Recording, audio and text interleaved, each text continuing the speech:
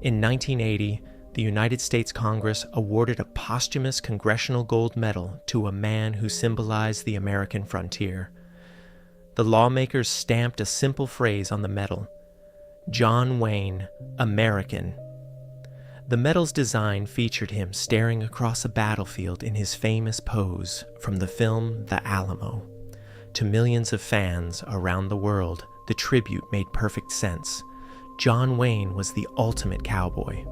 Audiences believed he had stepped straight out of the dusty western plains, a man shaped by cattle drives and wide deserts. But the image hiding behind that medal carried a massive secret.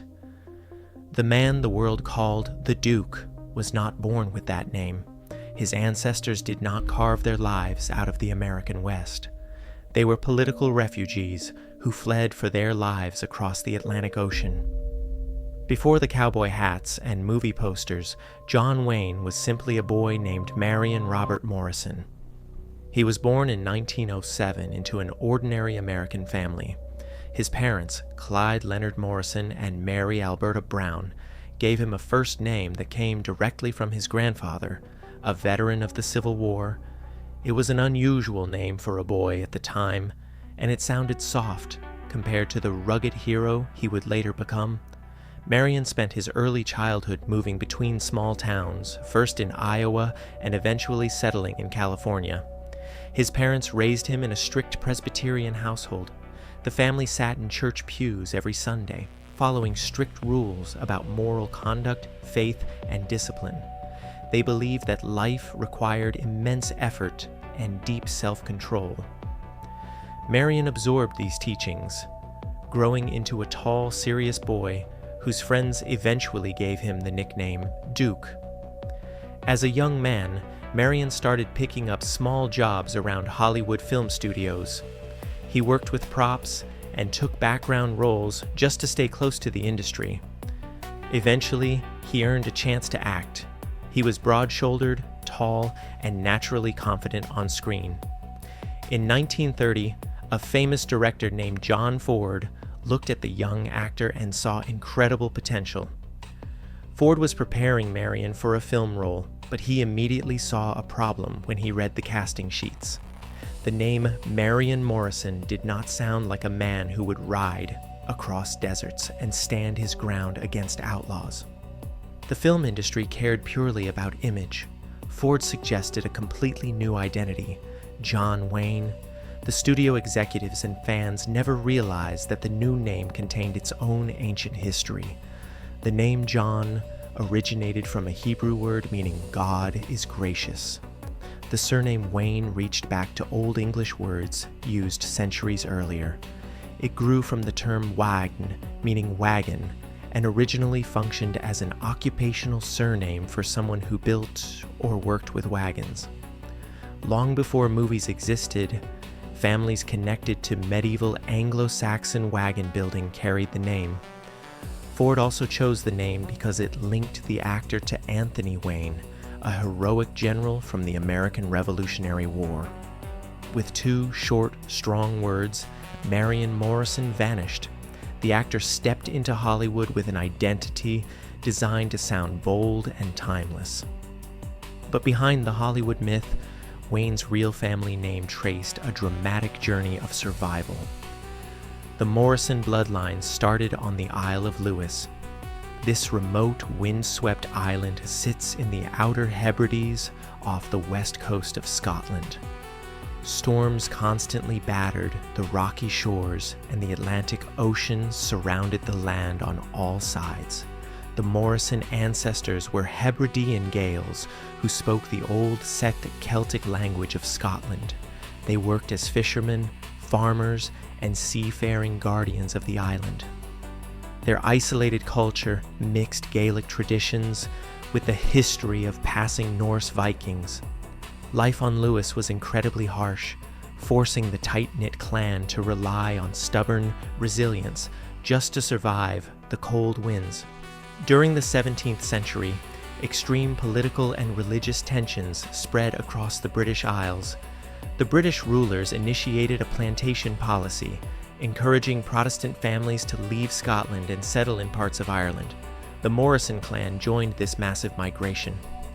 They crossed the narrow sea and settled in County Antrim, located in the northern region of Ulster. The locals gave these Scottish fighters a specific nickname, Redshanks. The name came from this traditional clothing the settlers wore, which exposed their lower legs as they waded across the water. In Ireland, the Morrisons built farms, communities, and churches. They became part of a distinct group known as the Ulster Scots. They retained their Scottish customs, spoke English with a heavy Scottish influence, and practiced the Presbyterian religion. Their new life in Ireland was anything but peaceful. Religious conflict divided communities, and British rule placed strict political limits on the Protestant population. The Ulster Scots culture developed a deep belief in questioning authority when it violated their conscience. Among the Morrison ancestors stood men known as Presbyterian rebels. They refused to quietly accept control from outside rulers. By the late 1700s, this spirit of resistance turned into explosive anger. Inspired by the recent revolutions in America and France, Irish reformers began demanding major democratic changes. A bold movement called the United Irishmen formed, hoping to unite both Catholics and Protestants against the British government. The boiling tension finally erupted in 1798. Rebellion broke out across the island. The violence forced families to make terrifying choices. One of those families was led by Robert Morrison, John Wayne's great-great-grandfather. Robert had been heavily involved with the United Irishmen. He joined the uprising, fighting to reshape the country. But the rebels failed. British military forces moved in and crushed the rebellion with overwhelming strength. The punishment was brutal and immediate. Leaders were quickly executed, and authorities spread arrest warrants through the towns where the rebels lived. The British government issued a direct warrant for Robert Morrison's arrest. Robert found himself trapped. He faced a desperate question: stay in County Antrim and risk execution, or leave his homeland behind forever. Robert chose to escape. In 1799, he and his mother, Nancy, fled Ireland. They boarded a ship and crossed the Atlantic Ocean toward New York. Their journey possessed none of the romantic adventure people usually associate with the American frontier. They were not pioneers chasing a dream. They were political refugees running from the law just to survive. Robert's choice severed his ties with his neighbors and his familiar life, thrusting the family into absolute uncertainty. When the Morrisons arrived in the United States, they had to rebuild everything from the ground up. There was no legendary ranch waiting for them. They found work weaving cloth in South Carolina to earn a living in the early American economy. As the years passed, later generations pushed farther inland, eventually farming tough soil in Ohio. Each move required intense adaptation. The Ulster Scots immigrants shaped the rural culture of the Appalachian region, pouring their music, their strict religion, and their fiercely independent attitudes into the expanding country. The Morrisons worked as farmers long before anyone in the family ever wore a cowboy hat. Decades passed, and the family slowly blended into American society. The painful memories of the Isle of Lewis and the brutal Irish Rebellion faded into quiet family stories. By the time Clyde Leonard Morrison and Mary Alberta Brown started their family in the 20th century, the migrations were history. But the deep character forged during those escapes remained perfectly intact. The ancestors had passed down a stubborn sense of identity, immense toughness, and a refusal to surrender under pressure. Marion Morrison inherited all of those traits. When Hollywood changed his name to John Wayne and put him on a horse, the transformation mirrored his family's long history of reinvention. Scottish Gaels had become Ulster settlers. Irish rebels had become American immigrants. Weavers had become farmers. And eventually, a farm family produced one of the most recognizable movie stars in the world. On the screen, Wayne projected a man who faced danger directly, protecting towns from outlaws and frontier chaos.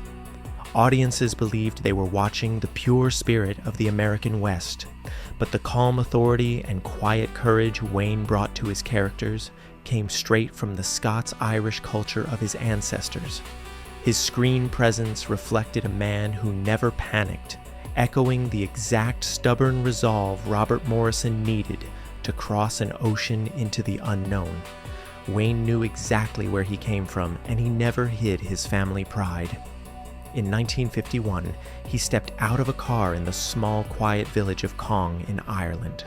Stone houses lined the road, and green fields stretched out beyond the village limits. Wayne did not travel alone like most movie stars did when filming overseas. He brought his wife Pilar and their young son Ethan across the Atlantic. They stayed at the Grand Ashford Castle for 6 weeks. Director John Ford had selected the beautiful countryside of County Mayo and Galway to film the movie The Quiet Man.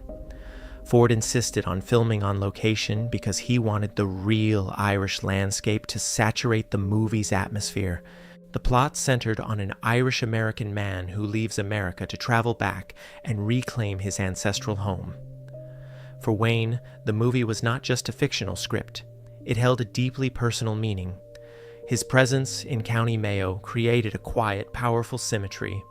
His great-great-grandfather Robert had left Ulster during a terrifying rebellion to find safety in America. More than a century later, his descendant crossed that exact same ocean in the opposite direction. Wayne did not arrive as a struggling, desperate refugee.